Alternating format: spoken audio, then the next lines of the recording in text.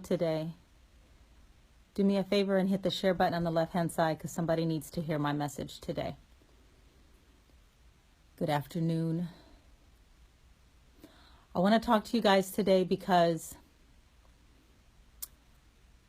I'm going to give you guys a few minutes to chime on before I get started. But if you can do me a favor on the left hand side, hit that share button for me. And over on the right, hit the hearts. Thank you. Thank you. Hey, CJ Finley, how you doing? Hey, Vet, how you doing? So I want to talk to you guys today because this week I've had so many conversations with people that their credit isn't right, that they don't have any money, and they're so busy watching everybody else live their life through Facebook, through social media. And I couldn't take it anymore, and I had to have this conversation because it's been placed on my heart to have it with you. So I'm going to ask you right now to hit the share button on the left-hand side, and you can hit the hearts on the right. But I have talked to so many people, you guys, this week about not having any money, not having any credit, about the man that left them, about all the things that are going on in their life right now.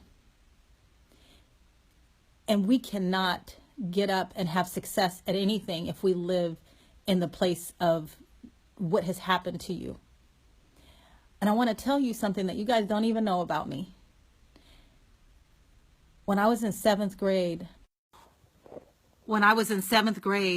my mom came home and she picked me up, and I don't remember why, and she threw me into the wall and created a big hole in the wall. And she left and she went off to work. And when we did that, or when after she did that, my stepfather came home. And when my stepfather came home, he asked me what happened.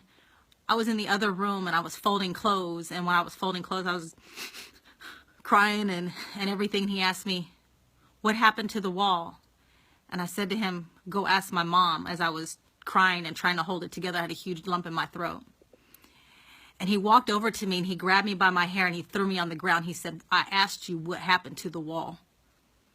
And I couldn't muster up the energy to say anything other than to cry. And, I was already distraught over what had happened. So he took his belt off and he beat the holy hell out of me, y'all. The next day I went to school. I had welts all over my neck, all over my arms, all over my body. I sat in my class in seventh grade, and my teacher saw everything that was all over my body, all the welts that were all over my neck. And she went to the office, and they called Child Protective Services. And when they called Child Protective Services, they came down. I didn't know what was happening until I got called to the office. The police were there. The Child Protective Service people were there.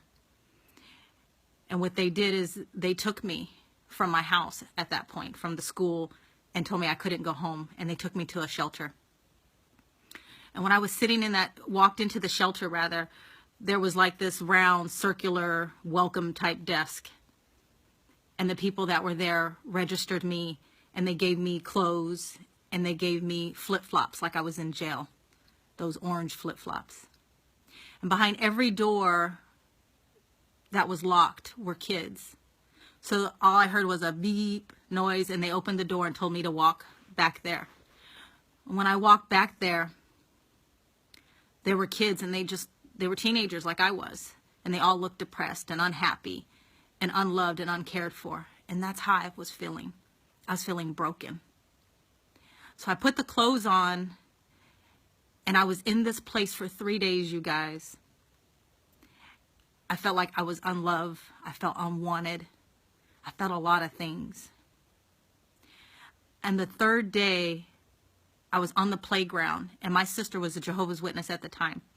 And I saw, and thank God for the witnesses door knocking, but they were across the street knocking doors. And I was like, God, that looks like my sister.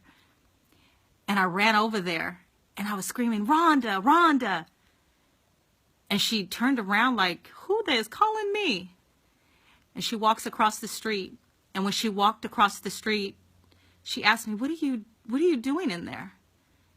And I began to tell her what had happened. I was in seventh grade, you guys.